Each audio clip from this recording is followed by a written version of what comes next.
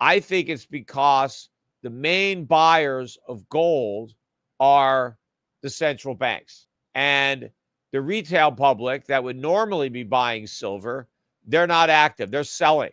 They're selling gold. They're selling silver. And, some of them are buying crypto. But this really highlights how great the opportunity is in silver. I mean, I think gold's cheap too, but I think silver is a hell of a lot cheaper. And people, I think, should be focusing a lot of their precious metals firepower on silver, because I think it is going to catch up and get to where it needs to be when we start to get retail investors coming in. I mean, they're still missing in action. They still don't get it. Gold futures closed above $3,000 per troy ounce for the first time in history, marking a major milestone in the precious metals market. Peter Schiff has long argued that gold would surge as global confidence in fiat currencies erodes, and this latest rally reinforces his perspective. Gold has reached over 40 new all-time highs in 2024 alone, with a 50% gain since first surpassing the $2,000 mark. Even though gold briefly pulled back from its peak, closing at approximately $2,985, it still posted its highest weekly close ever. Meanwhile, silver outperformed gold with a 4% gain, briefly crossing $34 before pulling back. Despite this rally, silver remains below its 2020 high of $35, creating a stark contrast with gold, which is now 50% higher than its 2020 peak. This unusual divergence between gold and silver is historically rare, as the two metals typically move together. Peter Schiff points out that the primary reason for this disconnect is central bank demand. While institutions are aggressively buying gold, retail investors, who traditionally favor silver, have been largely absent.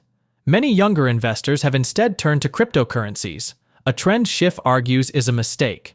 He believes retail investors are ignoring one of the best opportunities in the market, as silver tends to lag behind gold before making sharp upward moves. If history repeats itself, silver could see an explosive rally once retail investors return, making it one of the most compelling plays in the precious metals sector. Central banks, particularly China's, have been aggressively accumulating gold reserves for months, signaling a strategic shift from the US dollar. Schiff argues that this trend is similar to insider trading within the fiat monetary system. Central banks are dumping dollars in favor of hard assets, while the general public remains unaware of the risks ahead. Meanwhile, expectations of Federal Reserve rate cuts later this year have strengthened gold's appeal. A dovish Fed stance would likely weaken the dollar, adding more fuel to gold's rally. Schiff believes that the Fed's monetary policies are unsustainable and that investors should follow the lead of central banks by accumulating precious metals. We present the clips of Peter's latest video.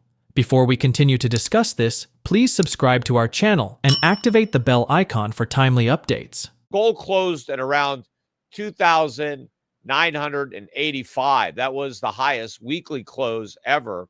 And as I'm recording this podcast on Friday night, gold is up again, not above 3,000. It's up about $5, $29.90, so about $10 below 5,000. There's significant divergence between gold and silver. Even though silver is, doing well year to date, did well on the week, it's still below its high price from 2020, where silver got above $35. So we're getting close to taking out that 2020 high. But what's significant is that gold is 50% higher than it was at its peak in 2020. Now, I think that's unprecedented. I haven't really, gone and looked at the history, but I'm pretty sure that there's not another period in time where the price of gold rose by 50% and the price of silver went down. That is a really weird anomaly that you're not going to see, because there is a high correlation even today, between gold and silver, very highly correlated. But to have a time period where gold rises by 50% and silver goes down, that really highlights how abnormal this situation is. And again, I think it's because the main buyers of gold are the central banks. And the retail public that would normally be buying silver, they're not active. They're selling. They're selling gold. They're selling silver. And, some of them are buying crypto. But this really highlights how great the opportunity is in silver. I mean, I think gold's cheap too, but I think silver is a hell of a lot cheaper. And people, I think, should be focusing a lot of their precious metals firepower on silver, because I think it is going to catch up and get to where it needs to be when we start to get retail investors coming in. I mean, they're still missing in action. They still don't get it. And you know what? I hear a lot of people say, "Oh, the young people, they're buying crypto, so you should do what the young people are doing because they represent the future." They don't represent the future in that respect. I mean, yes, the young people are the future, but when they're older, they're going to be smarter and they're going to be more experienced and they're going to have more wisdom. The idea that we should follow the investment advice of kids is farcical. I'd rather follow the lead of the central bankers. A lot of investors, when they look at the market, they look at insider buying and selling, right? Why do you want to look and see what the insiders are doing?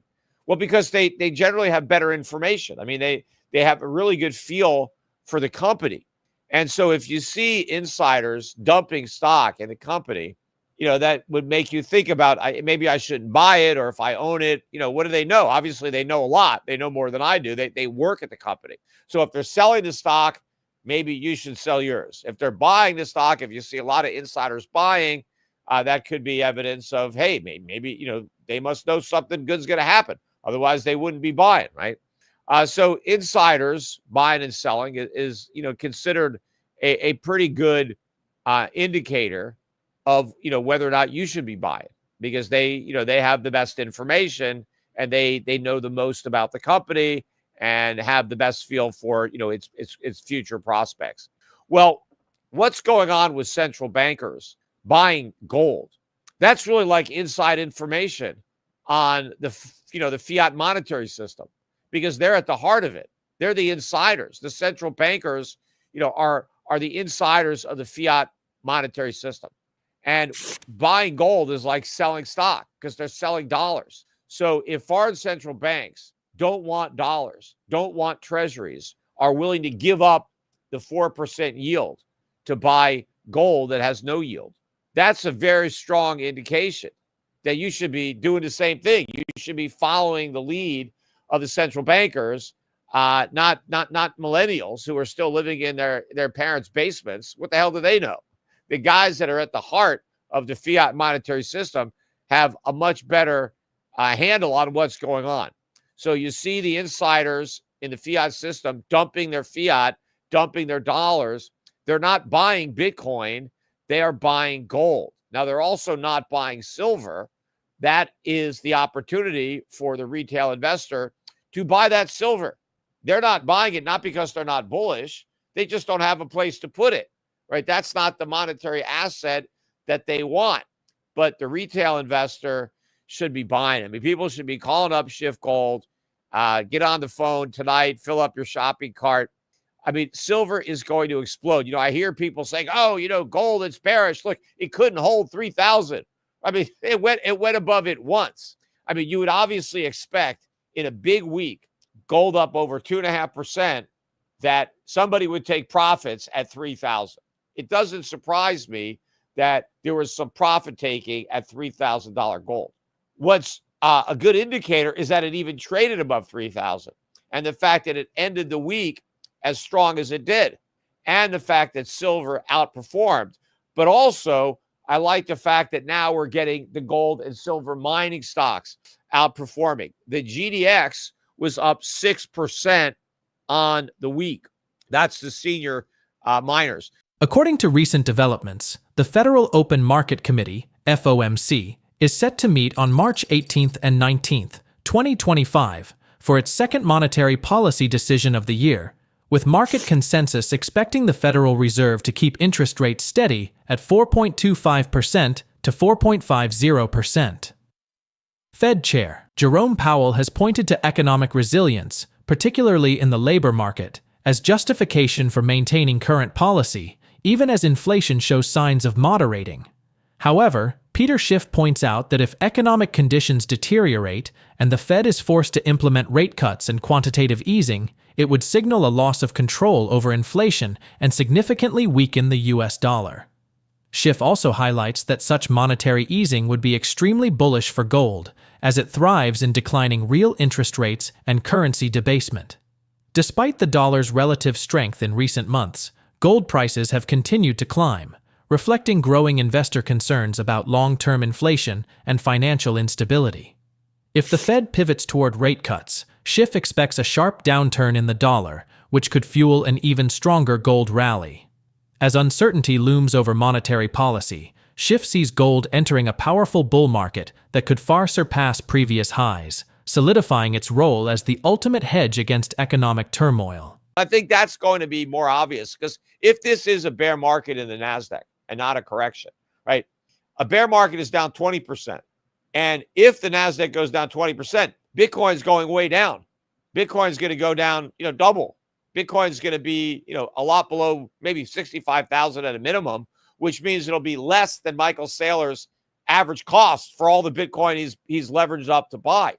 But if the Nasdaq is in a bear market, if you look at the last three Nasdaq bear markets, the big one was in 2001, right? Following the tech bubble. Nasdaq almost dropped 80%. During the bear market in the 2008 global financial crisis, the Nasdaq was down 55%. And in the recent, very abbreviated COVID bear market in 2020, the Nasdaq was down 30%. Right? So the average of those three is actually 55%. So if this is going to be an average bear market and it goes down 55%, where the hell is Bitcoin going to go? I mean, it's going to get decimated. It's going to get obliterated. And not just this price, but the whole narrative, because gold's going to go up. If we're in a bear market in the Nasdaq, gold's going way up in that bear market. Now, if we don't get a bear market, or if the bear market gets cut short by the Fed, right, which I think is the only way that the Nasdaq's not going into a bear market, and the S&P for that matter, the Russell 2000 is almost there. I mean, we've moved down like 17%, 18%. So the Russell 2000 is going to be the first index to tip into bear market territory. But I think if we don't get the bear market, or we don't get a bear market, where we're down 40, 50%, it's going to be because of the Fed. It's going to be because the Fed comes in and rescues the market with rate cuts and quantitative easing. But if that happens, that's even more bullish for gold than the market's going down. And so even though gold is negatively correlated to the Nasdaq when the Nasdaq is falling, it's going to be positively correlated when it's rising, if it's rising because of rate cuts and QE, especially if inflation is still above target, which it will be. That's going to be the game changer. It's going to be that the Fed is going to be easing when inflation is above its target. That's never happened before, ever since they made up this 2% target. All of their easy money, all their rate cuts and all their QE, they've been able to get away with that under the pretense that, well, inflation is below target, and so we could do this. They've never done it when inflation is above targets. Now there's no excuse, no pretense. And I think there you're going to get a big drop in the dollar, which we haven't had yet. Yes, the dollar index has been going down, but you're still looking at 104 on the dollar index. It hasn't really dropped very much. We're at 103.7. So we're back below where we were when Trump was elected. So all of the Trump dollar gains have been eradicated. But we haven't really had a weak dollar. If the Fed starts cutting, or when the Fed starts cutting and going back to QE, the dollar is going to get killed. And that is an environment where gold's going to shine much brighter. See, the gold's been strong even when the dollar has been relatively strong on foreign exchange markets. But when the dollar gets weak, which it is going to do, I'm convinced that we're going to see a much weaker dollar, then that is going to be very bullish for gold. But I also think, in this shakeout, we can see the whole Bitcoin narrative fall apart, in which case there's no reason for a strategic reserve, and people will realize that. And so we're not going to have it. We're not going to have it on the state level. I think you're going to see all the selling from the ETFs. People will realize, what the hell do I own it for? If it's just digital risk, I get plenty of risk in the stock market. Why do I need it in crypto? If the whole idea was, well, this is a safe haven store of value. No, that's gold. So if you want gold, you buy gold. You don't buy Bitcoin if you want gold. You buy Bitcoin if you want risk, but you might as well buy something risky that actually has value. You might as well buy a stock that has earnings, or might have earnings, or that pays a dividend, rather than that pays nothing. Analysts are increasingly bullish on gold and silver, expecting significant price gains amid shifting economic conditions. Macquarie Group recently revised its gold forecast to $3,150 by the third quarter, reflecting growing confidence in the metal's strength as inflationary pressures persist. The potential impact of increased tariffs could further complicate the Federal Reserve's monetary policy, as higher costs may drive inflation upward, forcing the Fed to reconsider its stance on interest rates. Rather than continuing its path toward normalization, the central bank might be compelled to raise rates in response, mirroring its actions during the pandemic. In such an environment, gold and silver could benefit as investors seek hedges against inflation and economic uncertainty, reinforcing their status as reliable stores of value. That's it for today. Share your thoughts on Peter's analysis in the comment section below. If you find this video informative, don't forget to support and turn on notifications to stay informed about our latest videos. See you in the next video.